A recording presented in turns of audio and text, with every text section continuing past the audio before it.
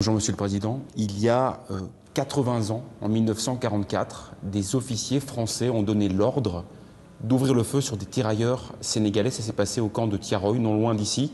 Il y a eu des dizaines de morts. Est-ce que vous attendez des excuses officielles de la part de la France qui n'a jamais vraiment reconnu sa responsabilité dans ce drame?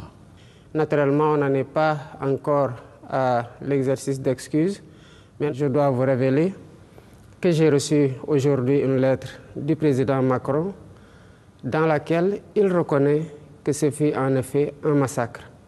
Ce pas consistant à reconnaître que c'est un massacre doit ouvrir la porte à une collaboration parfaite pour la manifestation de toute la vérité sur ce douloureux événement de Thiaroye. Est-ce que vous pensez que 80 ans plus tard, la France cache toujours délibérément une partie de la vérité? Évidemment, il y a quelque chose qui a été caché. On a régulièrement cherché à mettre une chape de plomb sur cette histoire-là et nous pensons que pour cette fois, l'engagement de la France sera total, qu'elle sera franche et collaborative et qu'elle sera entière aussi dans cette collaboration-là.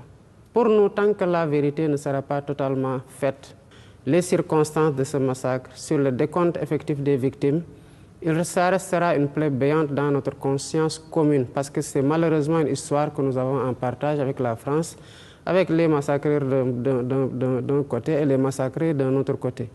Et est-ce qu'il y a dans votre démarche la volonté également de régler certains comptes avec la France? Je n'ai pas de compte à régler avec la France. Je crois que c'est nous qui aurions, Africains, depuis longtemps, commémoré cet événement. C'est un événement important dans l'histoire des peuples africains. Qu'est-ce qui s'est passé? Voilà des hommes qui étaient tranquillement ici. Il y a eu des guerres de l'autre côté.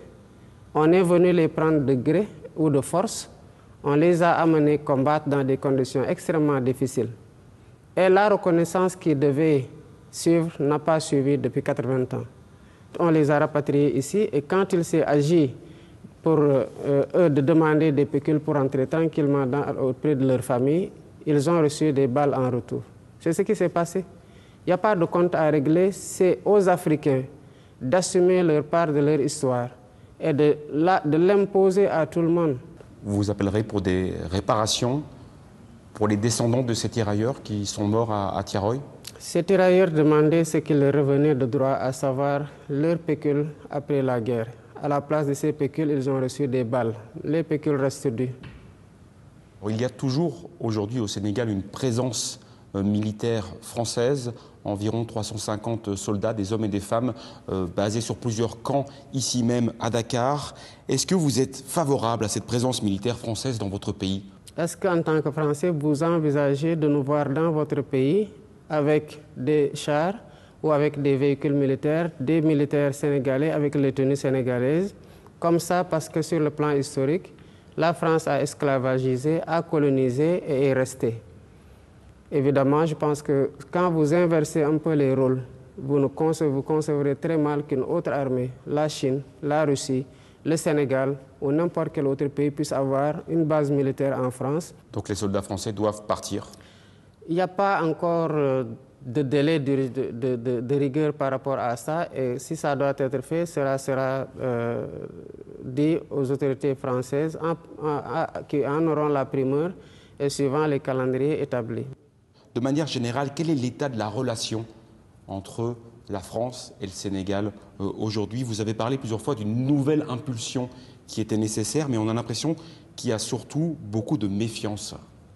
Même pas, la France reste un partenaire privilégié, comme je l'ai dit. Rien n'a changé depuis que je suis arrivé, de toute façon, sur ce rapport, parce que le Sénégal, de tout le temps, a été un pays ouvert. Nous sommes devenus aussi plus offensifs dans la conquête d'autres partenariats et dans la diversification de ces partenariats. Nous nous ouvrons à l'Asie, nous nous ouvrons au Moyen-Orient, nous nous ouvrons aux pays du Sud et nous nous ouvrons davantage aux pays occidentaux avec lesquels, de façon générale, nous avons des relations privilégiées. Évidemment, la France, elle doit comprendre que l'environnement est devenu beaucoup plus concurrentiel que par le passé. Elle doit offrir plus et offrir mieux pour s'imposer dans le cadre d'appels d'offres qui sont très ouverts et dans lesquels la mise en concurrence consiste pour nous à rechercher le meilleur partenariat au bénéfice du peuple sénégalais.